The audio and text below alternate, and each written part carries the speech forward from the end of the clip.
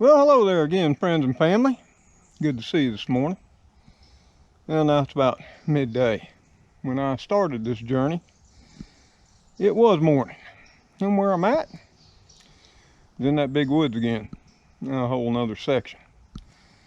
I've told myself I'm going to take at least a couple days a week, try to get out here, explore it, scout it out, and see what it all has to offer. Something I've really never done in 25 years. I've lived 50 yards from it. Now, back in the day, I did walk down to the lake with the kids off and on throughout the years. We do a little fishing, a little camping. But we never got out exploring as much as I would have liked to.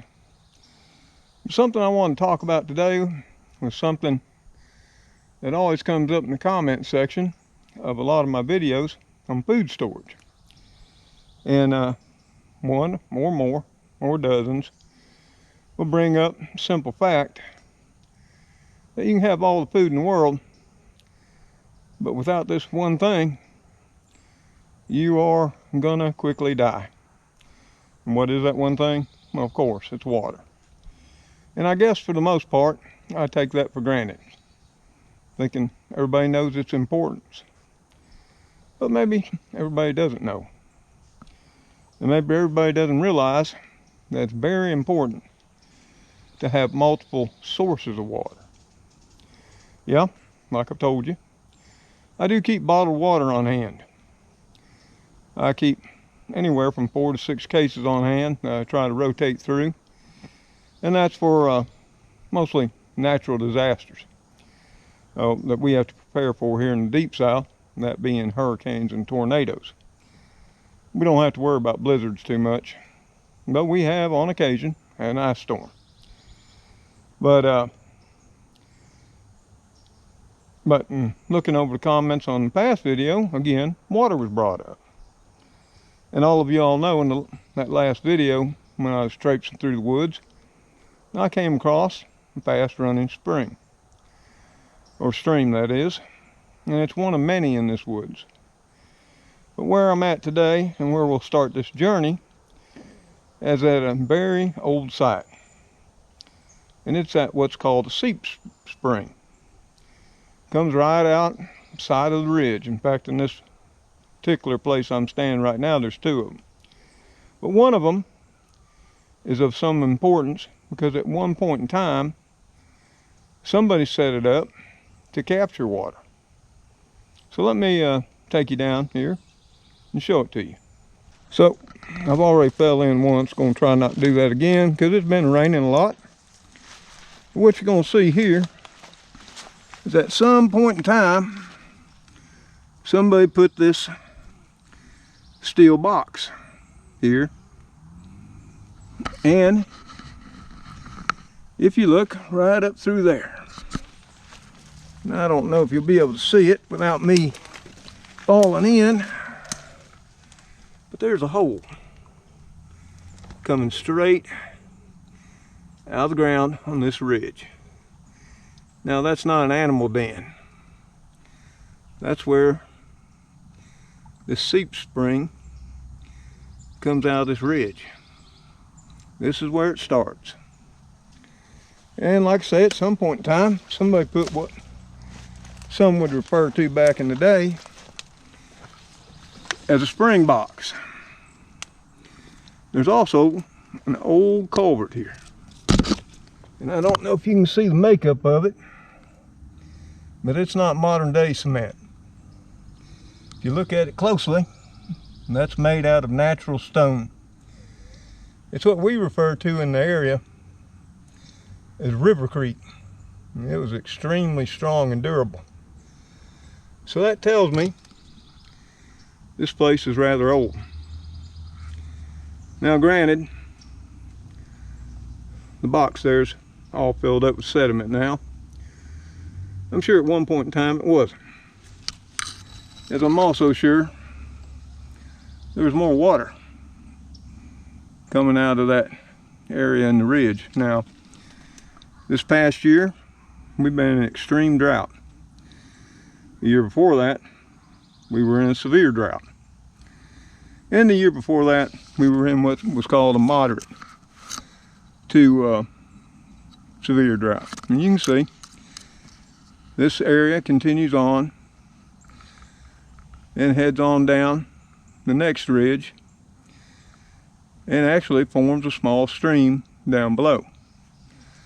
So this is the headwaters of a small stream that we may cross as we travel down further down the different ridges. But it's rather overgrown with underbrush, and I'm going to try not to head that way. But this was interesting because someone at some point in time developed this for a water source for themselves.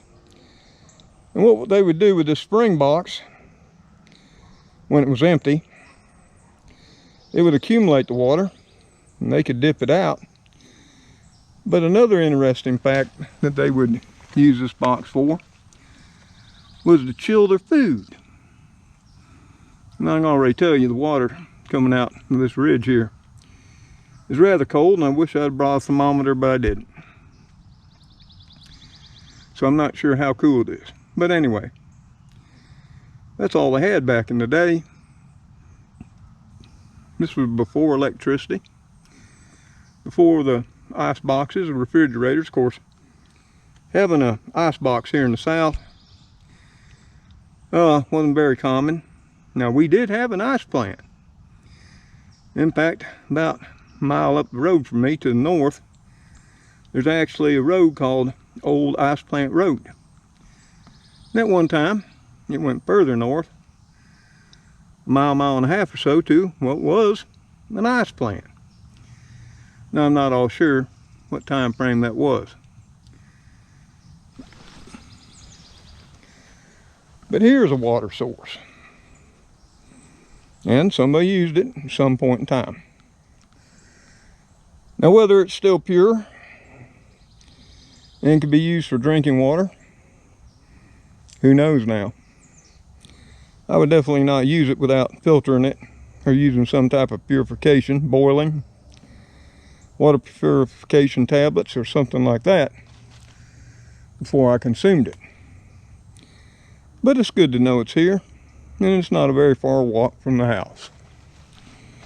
But we're going to be looking at some other places too as we head up a little bit deeper into the forest. And when I arrive, I'll show you what we got. So stay with me. Well, y'all, we're at another location now. Actually, we came down grade several ridge steps. Now, if I could actually take you with me and we could walk together, you'd actually see how this all transgresses down to where I'm at. And as we continue on to the lake, my house is up on the very top of the ridge, or what's called the Piedmont uplift.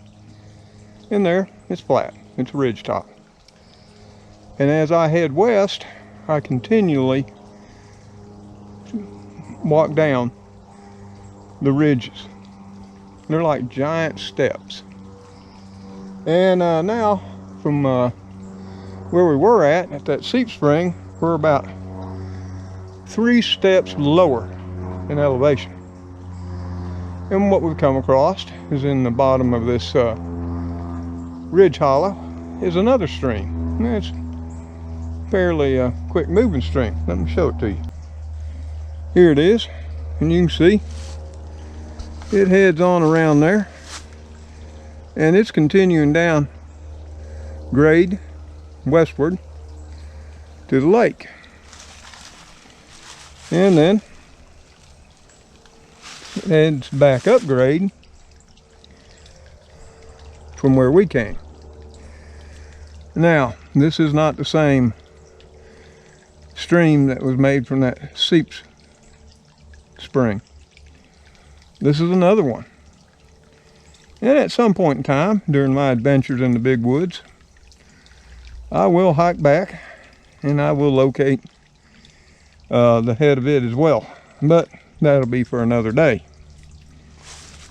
But I'm just out here seeing what's available as far as water sources. And you can see right here, or I hope the camera will pick it up,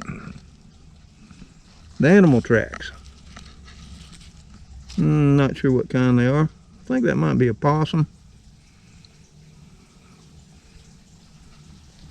Over here, this one looks like a raccoon. So it's being used by animals. But it doesn't necessarily make it safe for humans. Animals can tolerate things we humans cannot. And here again, before I would use this without some form of purification, I would definitely have to walk it back to where it starts, and I'd probably even want to test it.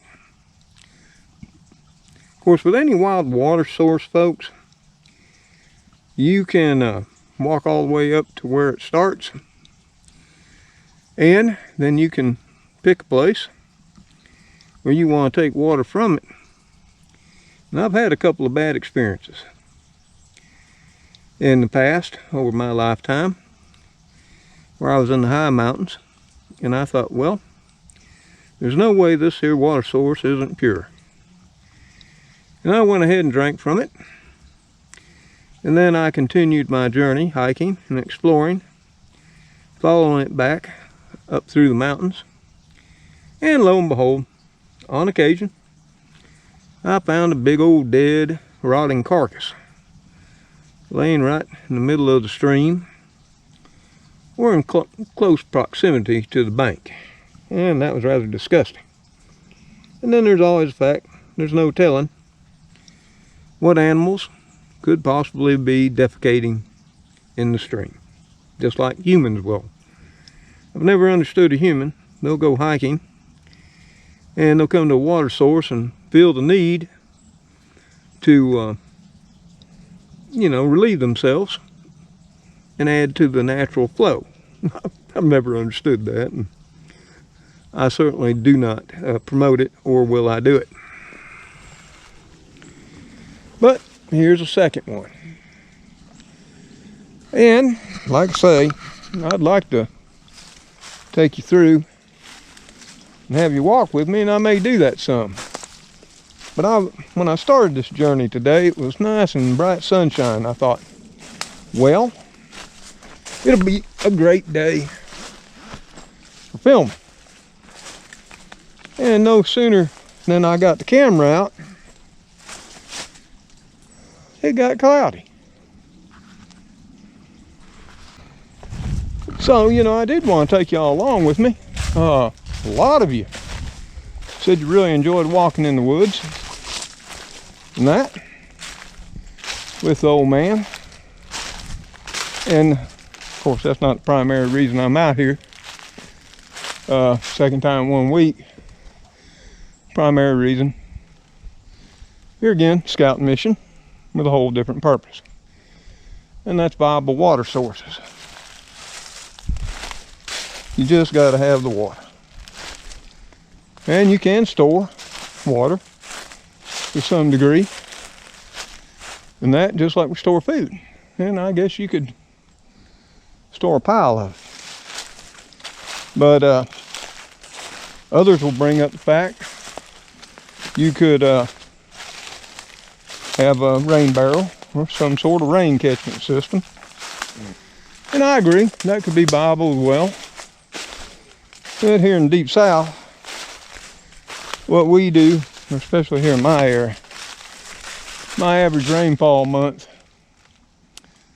is about 2.5 inches average per month on a good year.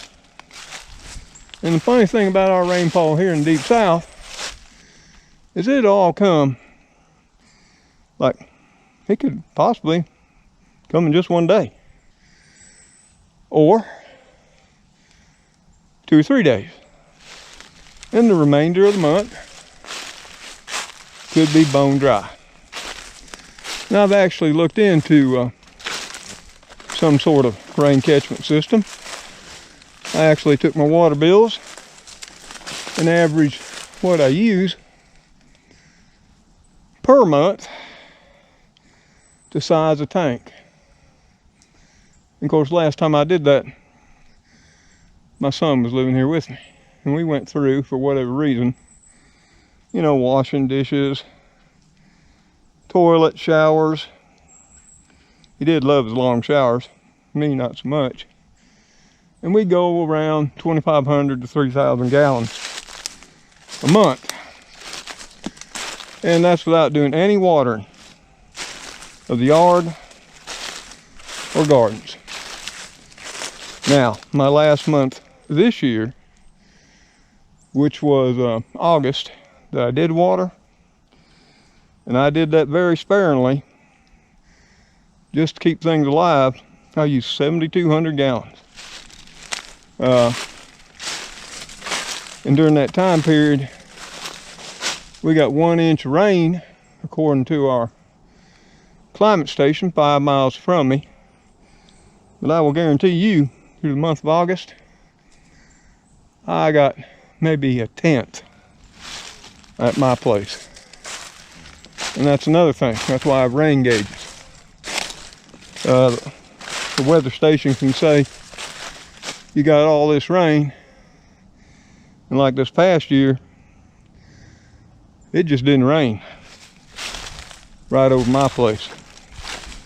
In fact, we had a period of nearly 3 months this summer where all total, it didn't rain 1 inch in my little half-acre of ground. Hence why I was buying all that water. And water here in my little small town, we really do love it. And they charge you for it. And then you have to pay sewer on it, which to me isn't fair. But they say you can come have another meter put in and a whole nother tap, and then they'll just charge you an irrigation price. Of course, price to have that meter set, dug in, and everything starts at about $1,500. Got to be done by professional plumbers. And then to run the pipe and everything else, it's going to be about $3,500. And that's just some chunk of change that the old man don't have. Maybe one day, before I die. But I am going to start some type of rain catchment system this next coming year. But I'm going to head on further down these ridges, and I'll get back with you. Well, y'all, I came across a third location.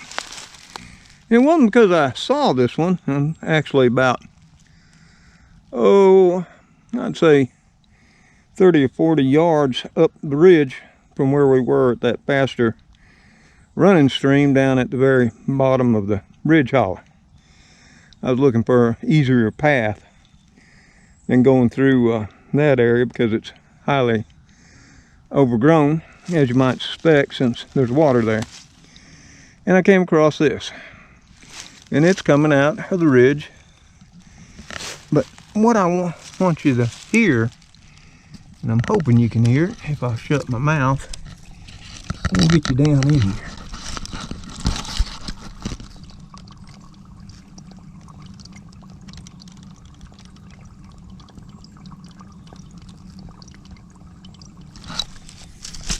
Now, I don't know if you could hear that,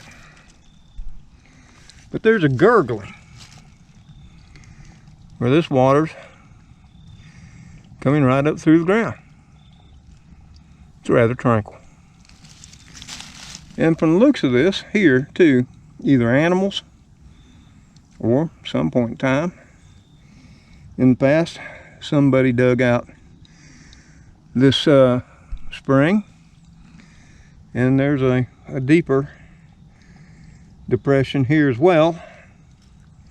And you can see it's got a rim all the way around it.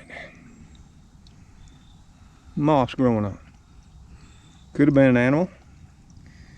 Could have been one of the settlers. Could have been here since Native American times. Who knows? So here's a third option. And that's what I was telling you on the last walk.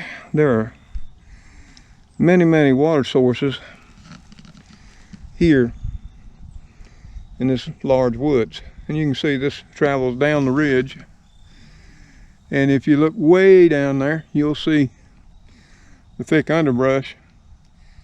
And that's where that other stream was that we walked up from. So in just the course of maybe, an hour, zigzagging through the woods, and we probably really, as far as the crow flies from the house, we're probably maybe 500 yards. We found 3 different sources of water. Now, the caveat is, would these be water sources like during a drought situation like we've been having? Would there still be some usable water here when the rain just doesn't fall? Who knows? But that'll be something we'll be checking into as we head back into that season this coming year in 2020. So I'm going to wander further and see what other sources I can find today before returning home. And if I do, I'll fire up the old GoPro and show them off to you. Okay, y'all. I was continuing my walk through the woods. Further downgrade into the bottom as I'm heading towards the lake.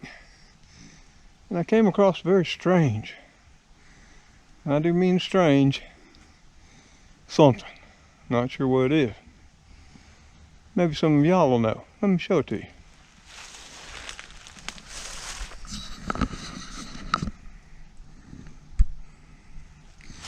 You see these right here?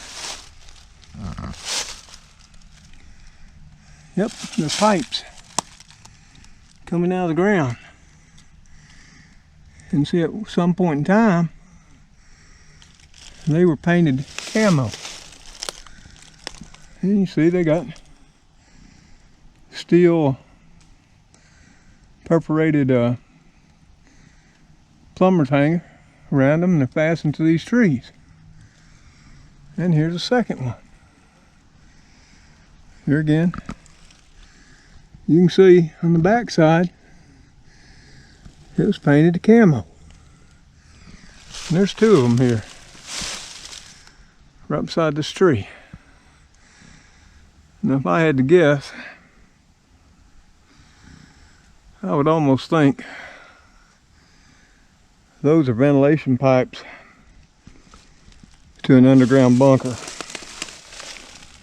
Now, I don't know, maybe some of y'all will have a better explanation for this. But I can tell you, I've never been in this section. And here again, this is what happens when you just start sort of zigzagging and wandering through the woods. But they stuck out because the paint was coming off them here on this side. You can see the white of the pipes. And then I come over and could see at some point in time they were camo painted. And like I say, they head on into the ground there into much larger pipes that were also camo painted at one time. Now, to me, like I say, I would think those would be ventilation pipes for some type of underground bunker, but I don't see any possible entrances. Of course, whoever did this, I mean, it could have been done back in the 50s, 60s, 70s, 80s, who knows? It's not like I'm going to go digging around all around here to try to find an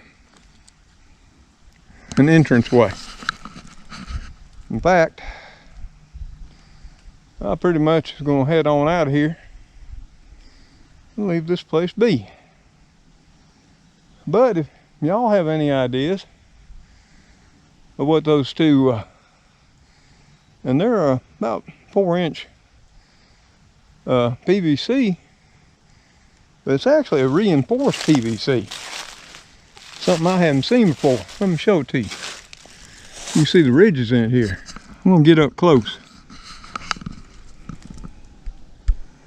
Can you see them there? There's actually fiberglass in with the plastic. They're sturdy. I don't see nothing coming out of them. I don't feel nothing coming into them. There again, to me, they look like ventilation pipes or something. Oh, here's something. They could well be for, here's a thought. They could be for somebody's bug out bunker that was built at some point in time back in here. And that, or because this area is known for it, we're in Tallapoosa County. Macon County is even more known for it and has been for a century or more. And that's moonshining.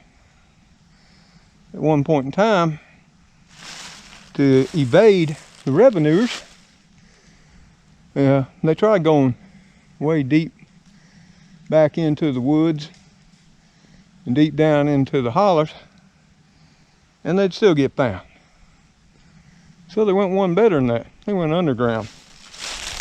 And a lot of those stayed in production, and federal revenuers never found them. And now, even though moonshining still goes on, I'm sure in Tallapoosa County, I know it goes on in Macon County, nobody really cares anymore. So we just all look the other way. Plus, it makes pretty good corn liquor. Thought that was interesting and highly unusual. And since I had y'all out here with me, I thought, well, I'll show you. See what your thoughts are. Let me know down in the comments. Be interesting to see what you think that was. Now I'm going to head on further into the woods. I'm going to go ahead and leave this place. I wish I had a phone with GPS because I'd mark it. But you know what? If I'm meant to find it again, I'm sure I'll be led to it. Well, y'all, we're still a-walking, but we're on the last descent from the last ridge that we can walk down, because unlike in ancient times when there was a river, Tallapoosa River that is, deep down in this valley or gorge or whatever you want to call it, and now there's what's known as the Thurlow Reservoir or Lake Tallahassee, depending on whichever, because Thurlow Dam's got the river dammed up to the south. And actually The dam ain't but maybe, 4/10 of a mile from the house. And of course this reservoir is only, as crow flies, about 2/10 to 1/4 mile. And then up from it to the north is another dam. And that's Yates Dam. And that creates the Yates Reservoir. People around here call this lake, some call it Lake Tallahassee, some call it Thurlow Reservoir, others call it the Little Pond. And the reason being because the lake that the Yates Dam creates, they call the Middle Pond. And then, about a mile or so more, maybe 2 miles, 3, there is Martin Dam, much larger dam, and creates one of the second largest lakes in the state of Alabama. It's huge. And so within anywhere from a 1/4 mile to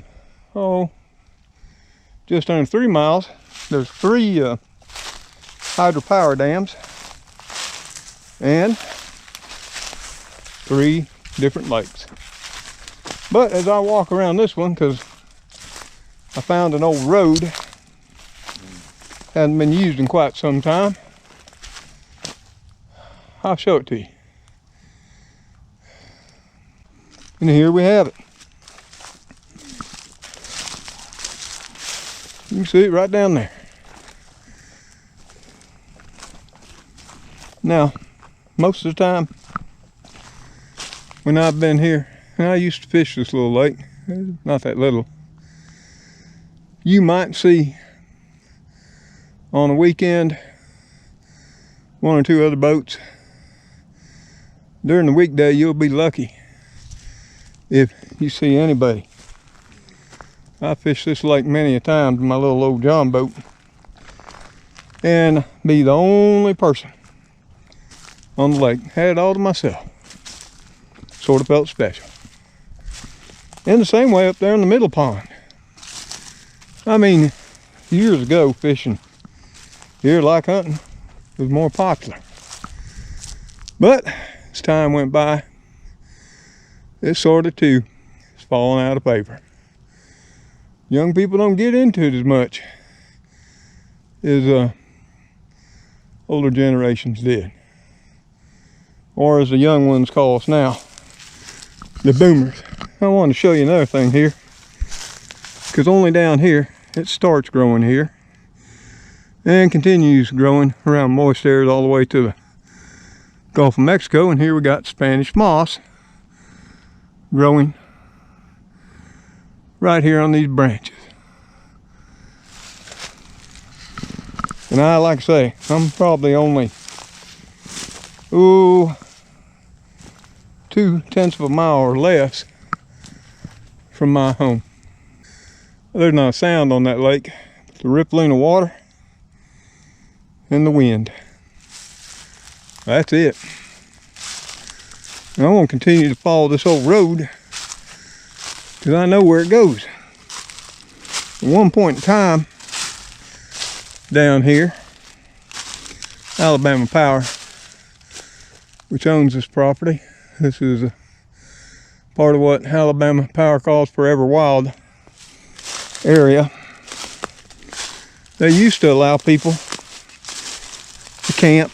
They had a public access area and a well-kept road that came down to it.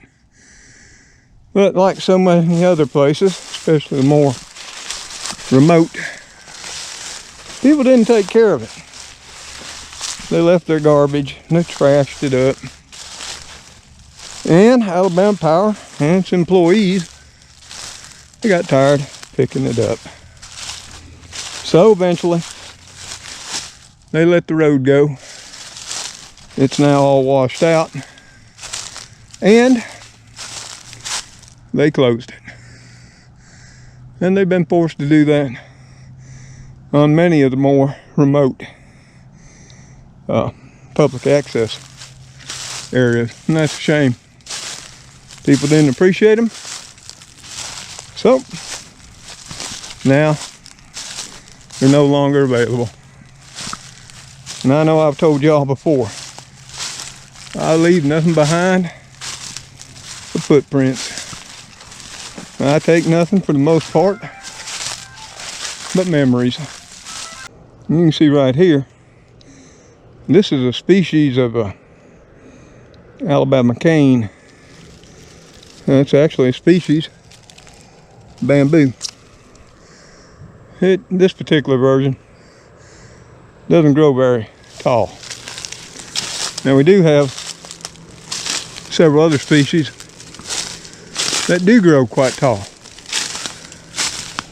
but that's not one of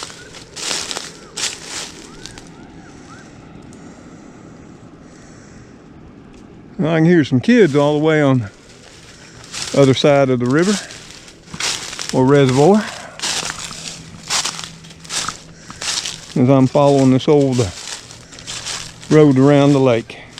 You know, at one time you had to imagine just how beautiful the place was. Of course, it's still beautiful in that.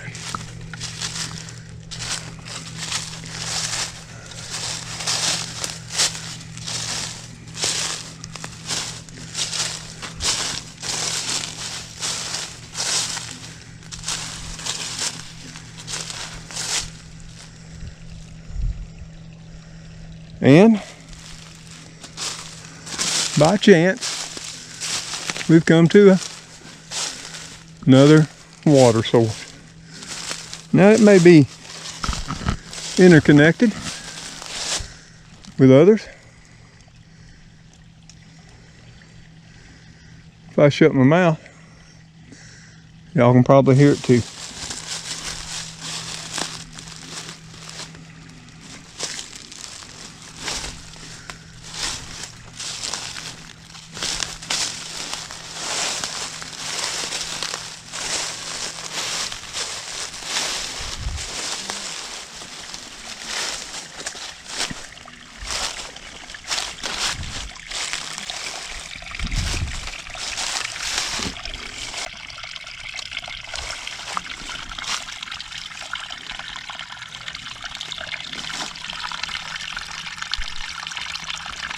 I'm not sure you can see it all that well.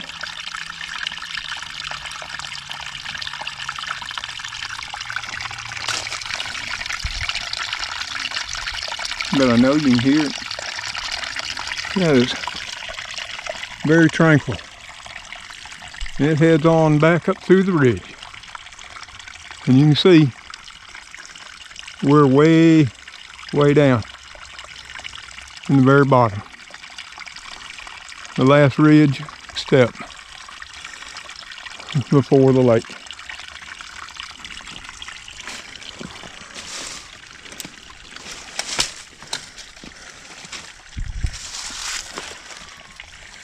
And that's our view looking westward across the lake to the west side of the lake. And of course, Tallahassee proper, we're on the east side of the lake and river, and what's referred to as East Tallahassee. Or, as those of us like to call it, the other side of the river. But that's another story for another time.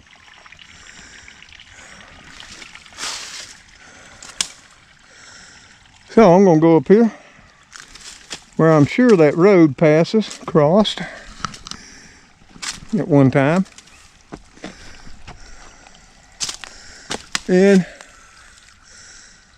keep on walking. Because I'd like to make that old campground before I start heading back. Just more shots of that stream as I climb on up here.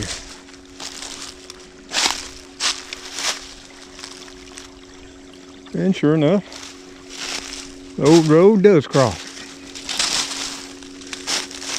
Or it did at one time.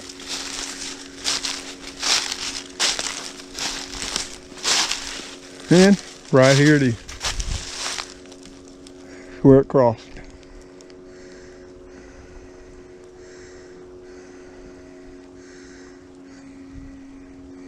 I'm thinking this is the final end to that stream I showed you earlier, way up in the ridge holler above me.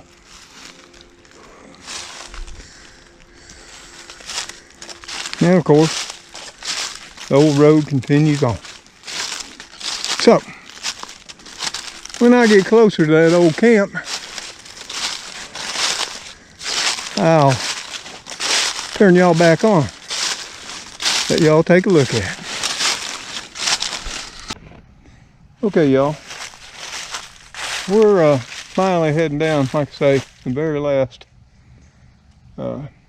elevation of the very last ridge we can before we walk off into the lake. In fact, from where we were earlier when we chatted, I'm now a considerable distance north. Sort of went up ridge and then meandered through following that road, and then we headed back down grade. Let me show it to you. I'm not sure if the camera actually picks up how steep that is, but it's steep. If you look through the woods where you can see the daylight, sort of gives you an idea what it looks like.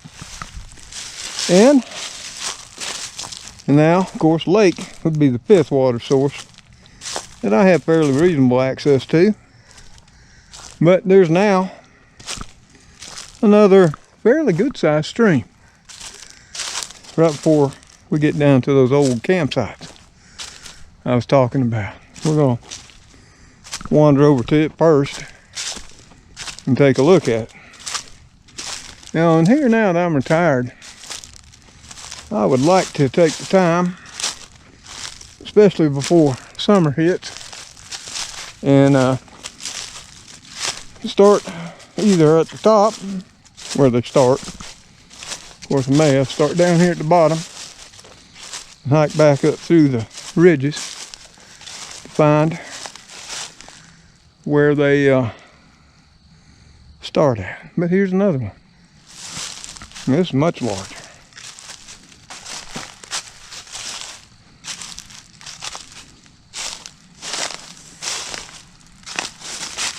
And it's much deeper. And it just heads right on up through here. On up through that ridge hollow bottom, heading back up towards my house. In fact, if I feel up to it, I may follow this one back towards the east and see where it starts. Or I might save that for another day. The old man's getting a little tuckered here.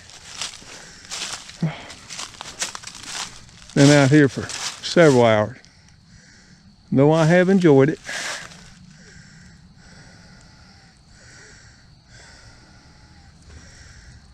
And here again, you never know what you find. I think I found somebody's hunting blind. You'll have to look right through that brush. You can see what appears to be a plastic teepee. I ain't gonna go over there to find out. I'll stay on my side over here. I'm all by myself out here in the woods. I do got my cell phone with me, which keeps annoying me. But I just hike, check out the woods. I don't bother nobody. Hopefully nobody will bother me. So we'll just head on down here. Like I say, this whole area here at one time was a public access area. And you can come down here, camp out, and fish. But I had to put a stop to it. You can already see some of the remnants of the garbage people have left behind. Albeit it's starting to get faded. And that.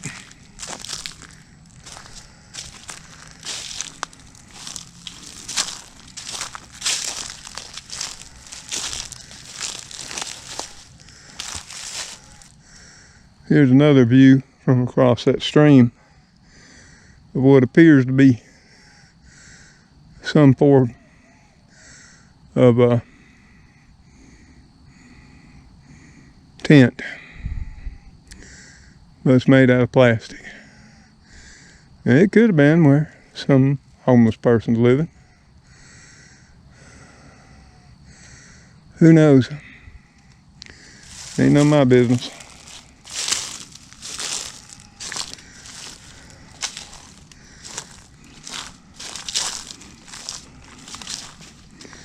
But just like you see the old remnants of trash here, that's why Alabama Power finally had to put a stop to it.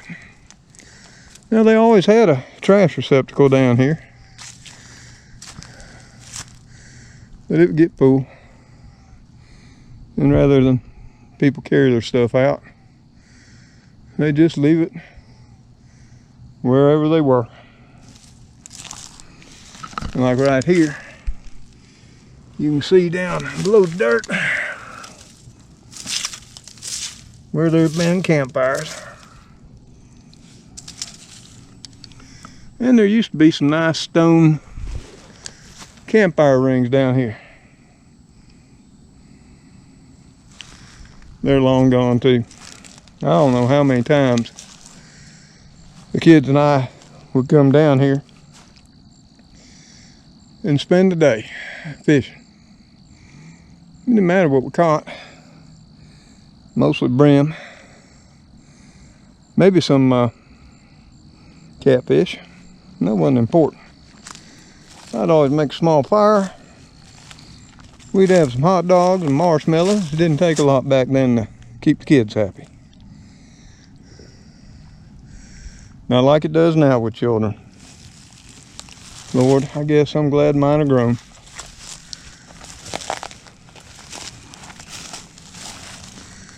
But I can remember now, in my head, I can hear them. Hear my daughter, Ashley, and my son, James, yell, "Daddy, Daddy, I got one, Daddy."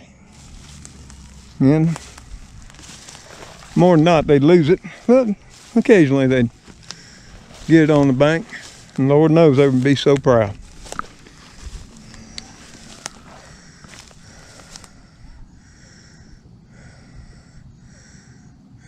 And see up there, right around that bend to the north, is a Yates Dam, which would blocks the Tallapoosa River further to create Yates Reservoir, or as we refer to it, the Middle Pond.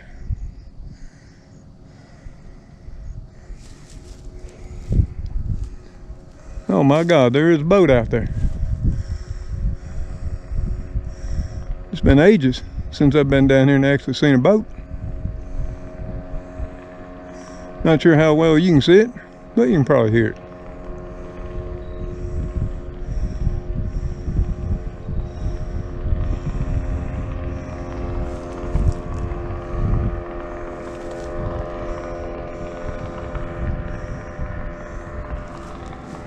So y'all, we've come about to the end of the journey, and that's south,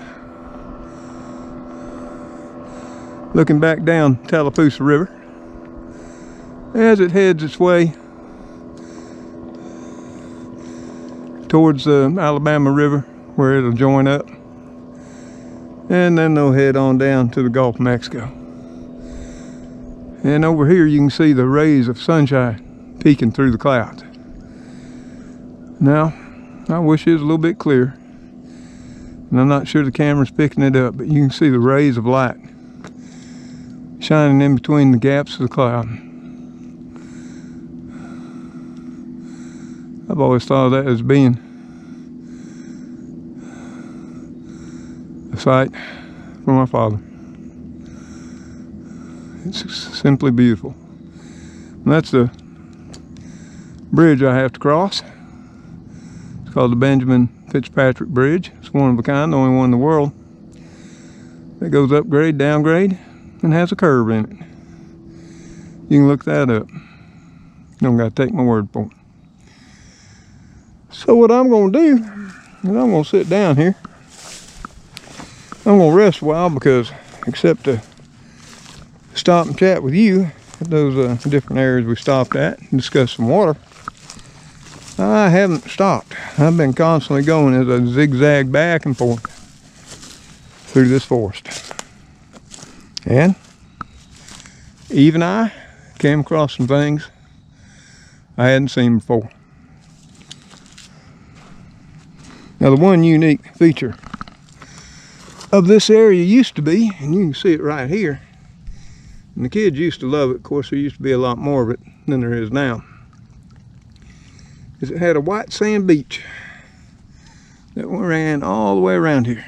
And you might be able to see it under the water, the remnants of it. Oh, when they were little, I can't tell you the amount of sand castles that have been built here. That was back when they were so small they really didn't care much about fishing. They were just content to play on the beach. Not much left of it now. Of course, other than this little old man, as far as I know, I didn't see no tracks coming down. I didn't see no four-wheeler tracks no more. No three-wheelers. Been nobody but me, other than the native wildlife, in quite some time. But y'all, we'll talk when we get back to the house. And we'll sort of put a wrap on this water issue before we call this video to an end. And as always, if I see anything of particular interest along the way, I'll wake you up and show it to you. So until something interesting comes along, I'm going to take a break here, enjoy the solitude and beauty of the lake, and grab a quick snack, rest up, because all the way back it's upgrade. And as you can see, well, maybe you can't, it's steep, and that's just the first ridge of many more to climb. Well, y'all, I made it back to the house, and there really wasn't something all that interesting to show you along the way. And it was a steep climb up many ridges to get here, so I'm a little bit out of breath. But what I wanted to show you before I ended the video and we sit on the porch and chat a while was I have a water source here, and of course we got city water, municipal water supply to the house, and city sewer, you know, just like modern day folk.